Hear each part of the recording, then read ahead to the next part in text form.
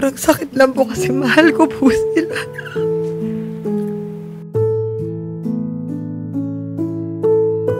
Nung araw pa lang po na natuklasan ko po lahat ng ginagawa sa akin ng asawa ko, yung bahay po talaga yung inuna ko. Yung pagbili po ng lupa, sabi po sa akin ng sister-in-law ko, hindi daw po kaya ng mother-in-law kung pakawalan yung land. Ginapang daw po nila yon, which is I completely understand.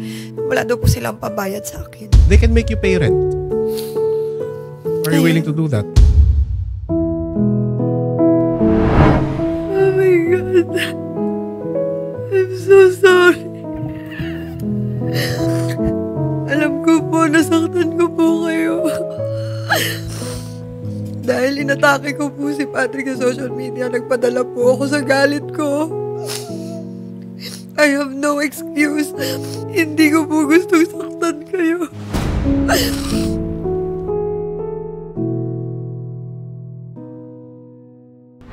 Nasa Boracay ako nagkita kayo ng kabit mo, nasa Taiwan ako nagkita kayo ng kabit mo. Kaya pala uwi-uwi ka lagi ng Bulacan dahil sumasalisi pala kayo ng kabit mo. Kinain mo ba? Dapat ko kakainin yun. Talagaan kita. Puta, kaya bang gawin niya ng kabit mo?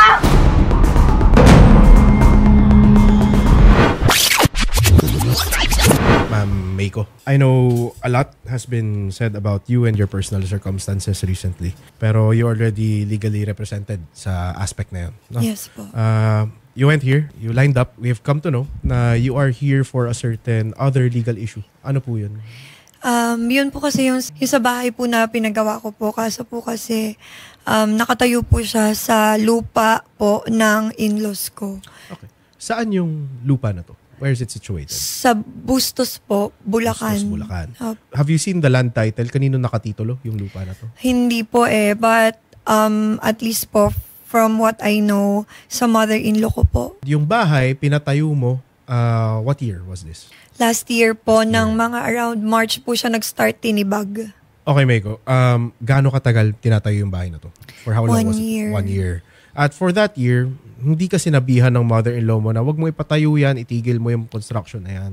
No. Hindi kasi pinagsabihan, pero did you let them know that nagtatayo ka ng bahay dun sa lupa na yan? Yes po. Originally po kasi dapat ipaparenovate lang po siya. Kasi parang small office lang po siya. Mm-hmm. Parang dati po kasi siyang tahian. Yun po yung kwento sa akin ng husband ko. Mm-hmm. Dati po siyang tahian. So may office po yun and may malaking garahe sa likod. Mm-hmm. So dapat po ipaparenovate lang namin. But then, nag-decide po kaming mag-asawa na magpatayo na lang ng bahay. Okay. So, nag-ask po kami ng permission from my in-laws po sa parents po niya, ganyan kung pwede. Kasi, sayang naman po kung kung ipaparenovate lang, konting tweak, tapos sisirain ulit kung magpapatayo naman din ng bahay. Kasi, meron po kaming common knowledge na binibigay na po sa amin yung lupa, hinahayaan po kaming gamitin.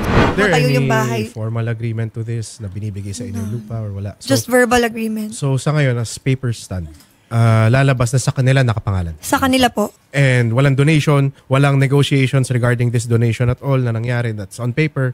Wala. Okay. How much do you think yung bahay? Originally po kasi, nag-withdraw po ako ng 5 million in cash.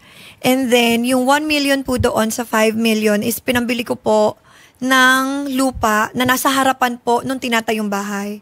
So, as far as I know po, yung 4 million, yun po yung nagastos sa bahay. Why not construct the house dun sa lupa sa tapat ng tinatayuan? Kasi po, naghati-hati po kami dun eh. Kumbaga, hindi po siya buong lupang sa akin. Okay. And yun nga po, since may common knowledge nga po kami na binibigay na po sa amin yung lupa na yun, kumbaga, ita-transfer na lang po yung title. Siyempre po, ako... And this house was meant to be a family home? Yes. Okay. At ngayon, since whatever happened, hindi na, I'm guessing. Opo. So right now, what you want to do is you want to maintain ownership over that house. Actually po, hindi naman na po yung sa ownership ng house. Kahit mabalik na lang po sa akin yung pinampagawa ko because I don't think me and my kids can go back there. Ayaw mo na rin. It's not a possibility for you to live in that house. Let's say, willing sila to negotiate with us. Hindi na possibility sa yun. What has happened here is what we call sa yung Article 448 ng Civil Code natin, wherein you, a builder, built on the land of another. I would say in good faith, no? When we say in good faith, nagpaalam ka dito sa owner ng land na magtatayo ako. He did not do it na nagtayo ka ng walang paalam. You did not do it na against their advice na wag. You did it with their permission, with their approval, lahat-lahat ng to. It's just that circumstances would show na, of course, wala na kayo. And the family home, wala na rin yung concept na yun for you. Have you started the process of annulling, legal separation, whatever? Not yet pa po. Pero yun nga po, may kausap na po kami. May lawyer You're na po. represented there also. Opo. Okay. So eventually, madidissolve din naman ang conjugal properties ninyo, di ba? Yes. Did you enter into any prenuptial agreements with your husband? No prenuptial agreement po. Okay. Kasi ito yung mangyayari, no? Let's say we help you gain possession, ownership of that house. Paano yun? It will form part of your conjugal property. Habang hindi pa kayo separated or annulled or whatever, it will form part of your conjugal property. So, masasama pa siya sa conflict ng pag-a-annul ninyo. Pero I have some sort of bad news. Under Article 448 ng ating Civil Code, yung landowner kasi ang magde-decide ng gusto niyang gawin.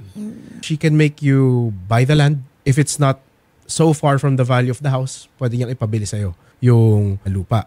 Pwede niyang bilihin yung bahay sa'yo. Or pwede kanyang pagbayarin ng renta. Habang nakatayo ang bahay mo dyan at andyan ang lupa ko, pwede kanyang pagbayaran ng renta. Yun ang rights ng landowner when somebody built on it in good faith.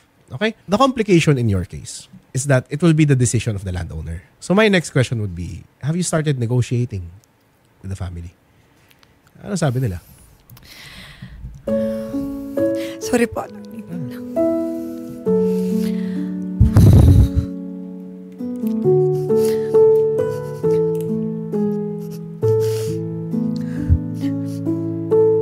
Sobrang sakit lang po kasi mahal ko po sila.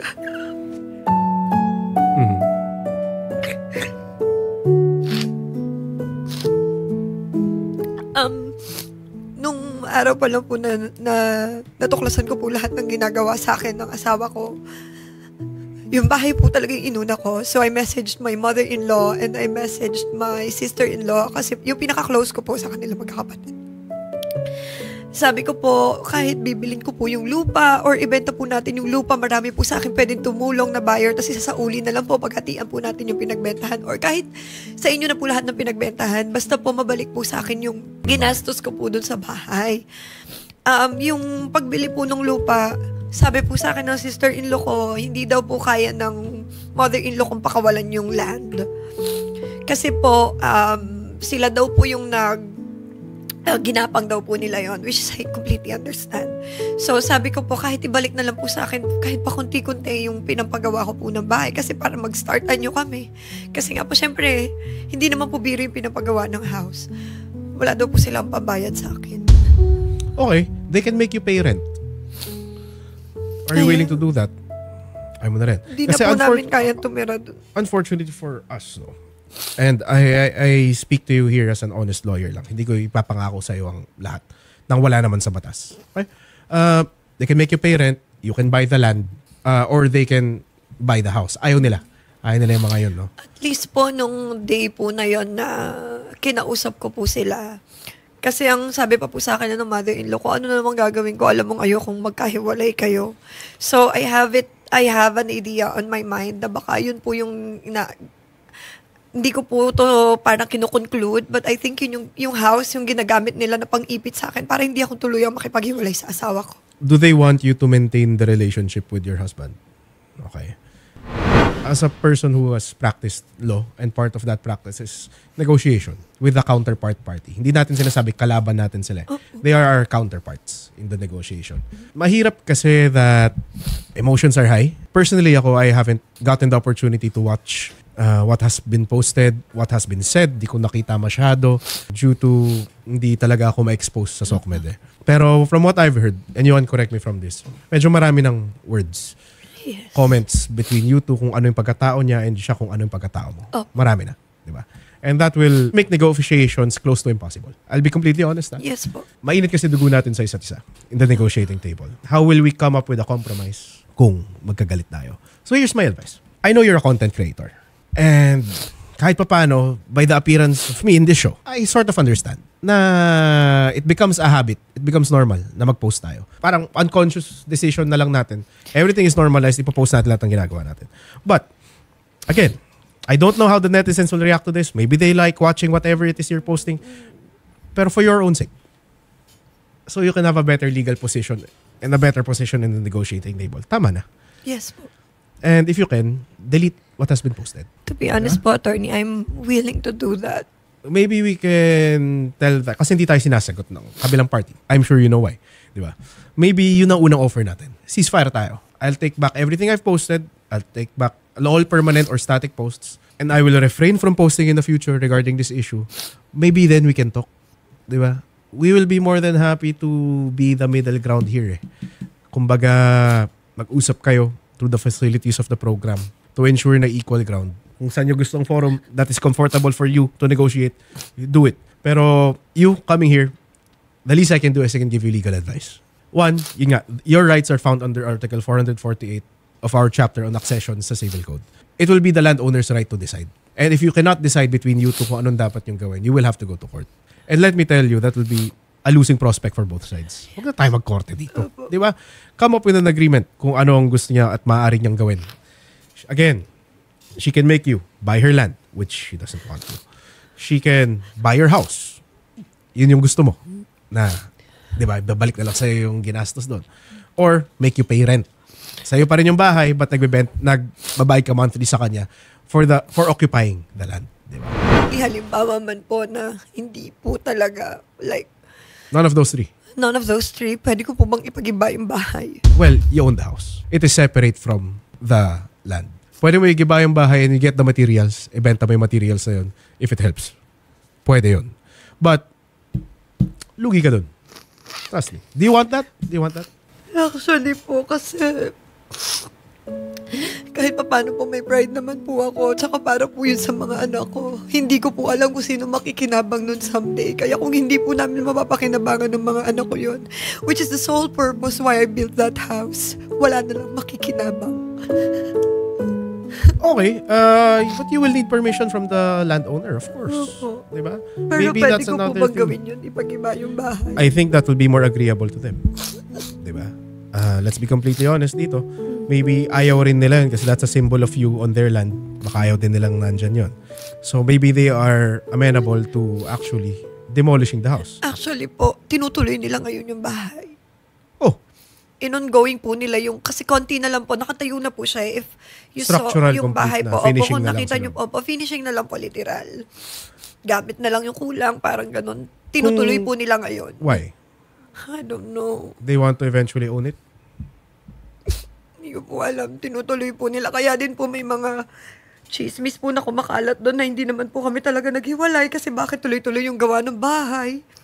Pero you're here now ready to say na naghiwalay na talaga kayo. Legally po, hindi pa. Pero, Hindi, pero I mean, all intents and Yes. purposes, relationship is done. yes, relationship is done. Wala nang balikan. If that's the case, and kino-continue nila yung bahay, it would appear that they're also interested in owning it in the future. Stop Opo. posting regarding the issue. Kasi Wala I naman think na po din akong pinopost. your main content is not this naman eh. Di ba? Yes. Iba-iba naman ata ang content mo eh. Iba-iba po. Iba-iba naman. So focus on that. Wag na tong side na to. This is separate the personal side from the content creator side. Opo. Di ba? I'm sure you know that. You've been in this game far longer than I have, di ba? You have your lawyer. You can make him confirm kung ano ang nasabi ko dito, di ba?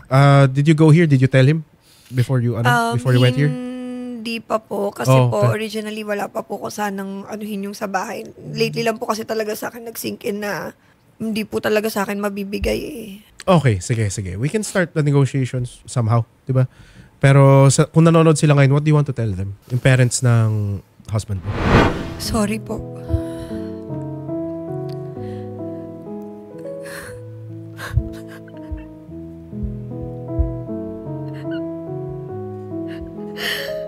Oh my God. I'm so sorry. Alam ko po, nasaktan ko po kayo. Dahil inatake ko po si Patrick sa social media, nagpadala po ako sa galit ko. I have no excuse. I'm very sorry po. Hindi ko po gusto saktan kayo. Hindi po kayo naging masama sa akin. Kaya sana kahit man lang po yung relationship natin, hindi po mabangasan. At mahal ko po kayo. Mahal ko po kayo. Alam po ng Diyos. Mahal ko po kayo.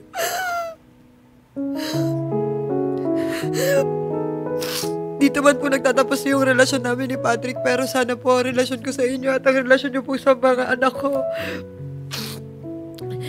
My only wish is for us to continue po ng matiwasay. I'm very sorry po. I'm very sorry. Kung ano man po yung magiging desisyon niyo, tatanggapin ko po with all due respect. Maraming salamat po, Mama, Papa, Ate Onji, sa lahat po ng naitulong niyo po sa akin at sa pamilya ko po at sa pagmamahal niyo po sa amin ng mga anak ko. I'm very sorry po and mahal ko po kayo. Mag-iingat po kayo palagi.